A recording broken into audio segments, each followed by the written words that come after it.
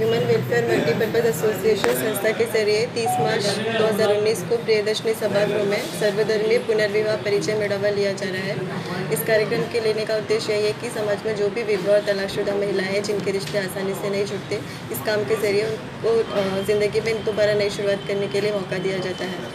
और पुनर्विवाह समाज में क्यों होने चाहिए, इसके ऊपर व्याख्यान व प्रबोधन रखा हुआ है। इस कार्यक्रम के विशेष अतिथि माननीय राखी सावंत, अश्विनी खोब्रागडे, जावेद पाशा, एडवोकेट फरहद बेग, एडवोकेट पारोमिता गोस्वामी, ताहिरा पाशा, बळीराज धोटे सर आदि हैं।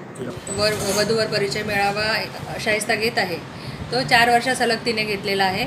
समाजातील विधवा आणि तलाकशुदा जेवढेही लोक आहेत त्यांच्यासाठी रिश्ते त्या एका मंचावर ओळख्या करून तिथे लग्न केले जातात। जर ज्यांची इच्छा असेल की तिथे लग्न करायचं तर त्यांचं लग्न तिथे लावून दिल्या जाते किंवा त्यांचं लग्न तिथे जोडल्या जाते। हे चांगलं समाज उपयोगी काम आणि समाजासाठी आवश्यक असं काम शाइस्ता 2015 पासून करत आहे।